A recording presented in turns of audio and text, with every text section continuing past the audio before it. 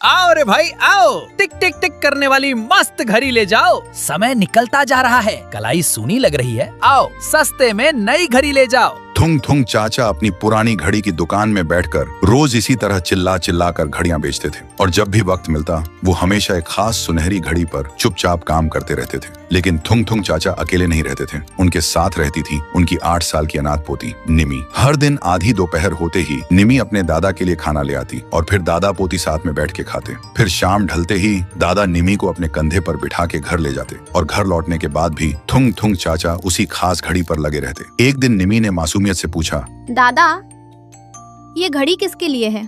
आप इसमें इतना वक्त क्यों लगाते हो? दादा ने मुस्कुराते हुए निमी के बाल सहलाए और कहा, ये तेरे लिए है बिटिया। जिस दिन इसकी धुन गूंजेगी ना, तुझे कभी अकेलेपन का एहसास नहीं होगा। ऐसा लगेगा जैसे तेरा दादा हमेशा तेरे आसपास ही है। पर वक्त को शायद कुछ और ही मंजूर था। कुछ महीनों बाद थुंग थुंग चाचा की तबीयत अचानक बहुत खराब हो गई। उन्हें शहर के बड़े अस्पताल ले जाना पड़ा। लेकिन जाते वक्त उन्होंने रोते हुए निमी से कहा, रोना मत बिटिया, मैं जल्द आऊंगा और तेरी घड़ी पूरी करूंगा। देखते ही देखते 2 हफ्ते बीत गए। गांव में खबर आई कि थुंग थुंग चाचा अब इस दुनिया में नहीं रहे। गांव वाले और पड़ोसी निमी को समझाते, अब रोना बंद कर दे निमी, दादाजी अब वापस नहीं आएंगे। लेकिन निमी को अपने दादा के वादे पर पूरा भरोसा था। वो हर रात उस अधूरी घड़ी को अपने सीने से लगाकर सोती। वो घड़ी सिर्फ एक खाली पीतल का डब्बा थी जिसमें ना कोई सुई थी और ना कोई मशीन। देखते ही देखते 1 साल बीत गया। निमी उस खाली घड़ी को देखते हुए रो रही थी क्योंकि उस दिन निमी का जन्मदिन था। लेकिन तभी अचानक उस घड़ी से बहुत धीमी सी आवाज आई, टिक टिक टिक,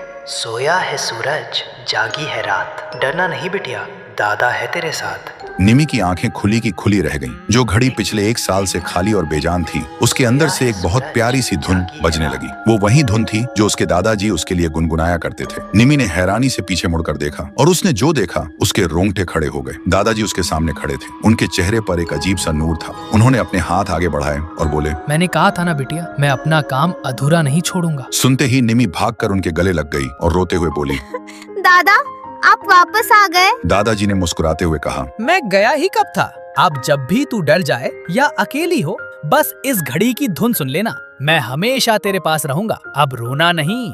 फिर अगले दिन सुबह जब निमी की नींद खुली तो कमरे में कोई नहीं था। उसे लगा शायद वो एक बहुत प्यारा सपना था। लेकिन जब उसकी नजर टेबल पर गई तो उसकी सांसें रुक गईं। वहां वो घड़ी रखी थी और वो अब कोई खाली डब्बा नहीं थी, वो पूरी तरह से बन चुकी थी और उसकी सुइयां एकदम सही समय बता रही थी। तो दोस्तों, सच कहते हैं सच्चा प्यार मौत से भी लंबा चलता है। अगर इस कहानी ने आपका दिल छू लिया तो थुंग थुंग चाचा की याद में एक लाइक और सब्सक्राइब तो बनता है दोस्तों।